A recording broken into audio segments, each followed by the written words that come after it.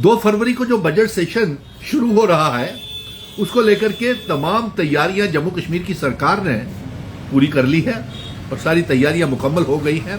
इस सबसे बड़ा जो अहम मसला बना हुआ है जम्मू कश्मीर में वो बढ़ती हुई बेरोजगारी है कि इसके ऊपर किस तरीके से लगाम और काबू किया जाए।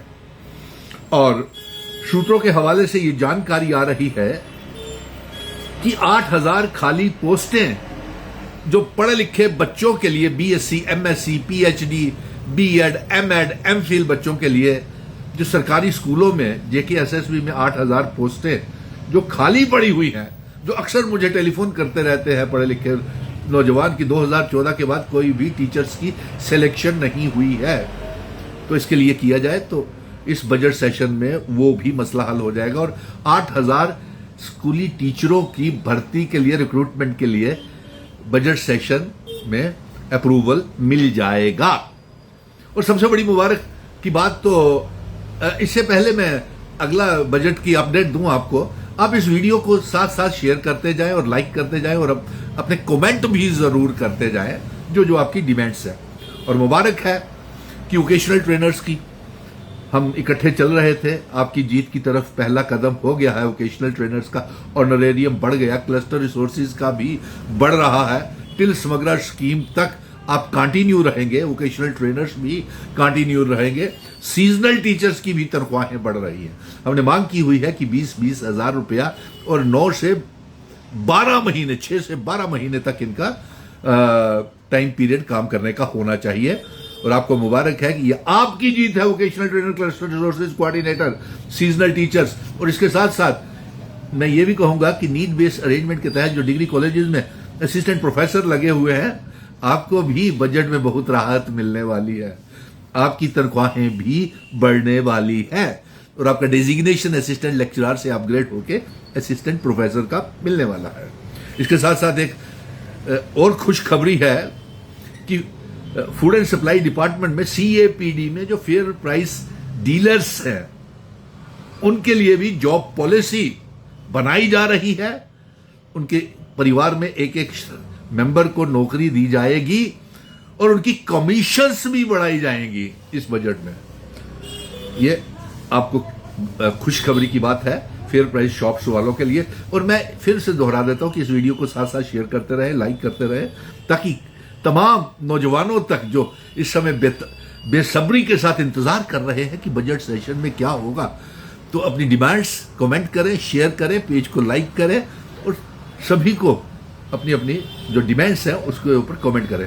इसके साथ साथ कृषि उद्यमी, किसान खिदमत घरों में जो काम करने वाले highly BSc, MSc, agricultures, MPhil और ये सारे, उनको 1 पैसे की तनख्वाह नहीं मिलती थी, अब उनके लिए भी ऑनरेरियम रखा जा रहा है और उनके लिए भी जॉब पॉलिसी बनाई जा रही है। और इसके साथ साथ पीएचई, पीडीडी, पीडब्ल्यूडी के डेली वेजर्स के लिए अफसोस की बात है कि वो 6 मेंबर की कमेटी बनाई हुई है, 2025 में बनाई थी। अफसोस है कि चीफ सेक्रेटरी साहब आपने अभी तक रिपोर्ट क्यों नहीं दायर की।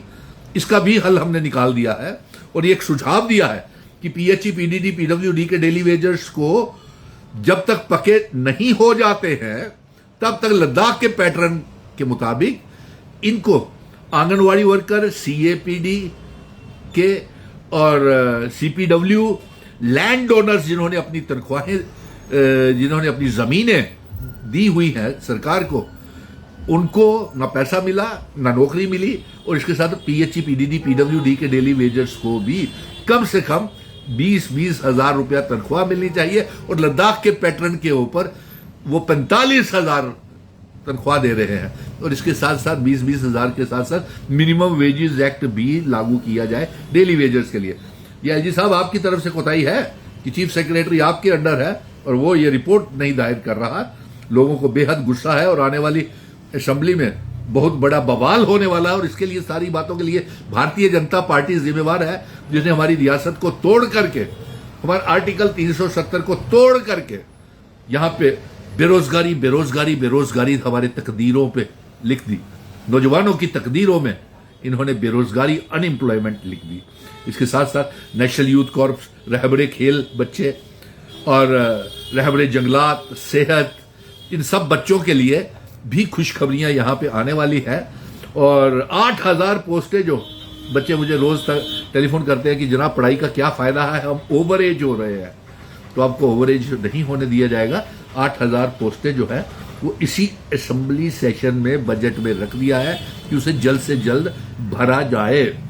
और इसके साथ साथ रहबरे खुराक के तहत आपकी स्कीमें, आपकी कमीशंस, और उसके साथ कमीशन के साथ साथ एक एक परिवार के फेयर प्राइस शॉप्स वालों को नौकरी भी मिलने वाली है। और इससे सबसे अहम मसला जो है एलजी साहब का, होम डिपार्टमेंट आपके पास, पुलिस वालों को रिस्क अलाउंस नहीं मिलता है।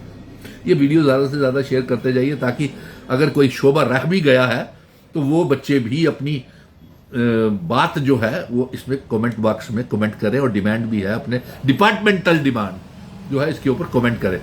तो एलजी साहब आपसे कह रहे थे हम कि पुलिस विभाग आपके अधीन है, होम डिपार्टमेंट, लेकिन पुलिस वालों के साथ आप उनको रिस्क अलाउंस नहीं देते, जो अपनी दिन रात अपनी छाती पे आतंकवादियों की गोली का सामना करने के लिए तैयार रहते हैं, जिनकी वजह से हम लोग सुख और चैन की नींद सोते हैं रात को, उनको रिस्क अलाउंस नहीं दे रहे। वो एसपीओस, वो विली डिफेंस कमेटीज के मेंबर्स, आपने उनके लिए क्या किया? वो होम गार्ड्स, कब तक उनको सताओगे आप?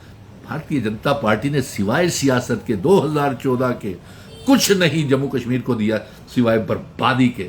आज हमारी रियासत होती, आर्टिकल 370 होता, तो आज जम्मू कश्मीर के नौजवानों का यह हाल नहीं होता।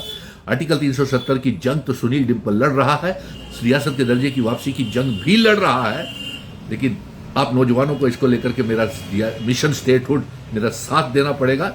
लेकिन अफसोस इस बात का है कि लेफ्टिनेंट गवर्नर मनोज सिन्हा साहब, एसपीओस को एक तो समय के ऊपर तनख्वाह नहीं मिलती है, और एक तो उनकी तनख्वाह को भी बढ़ाया जाए, कम से कम एक ही पैटर्न के मुताबिक उनको 25-25 हजार रुपया, जब तक उनके लिए जॉब पॉलिसी, रिक्रूटमेंट पॉलिसी नहीं बन जाती है, एसपीओस की तनख्वाह 25-25 हजार रुपया की जाए। ये बजट की अपडेट मैं अपने नौजवानों तक जो बेसब्री से बजट का 2 फरवरी को जो शुरू हो रहा है उसका इंतजार कर रहे हैं, तो उनको मैंने संक्षिप्त में बता दिया कि मुबारक भी दे दी वोकेशनल ट्रेनर, सीजनल टीचर्स को, क्लस्टर सोर्सेज कोऑर्डिनेटर को, और किसान खिदमत वालों को, फेयर प्राइस शॉप्स वालों को, कि आपके लिए बहुत कुछ राहत इस बजट सेशन में मिलने वाली है।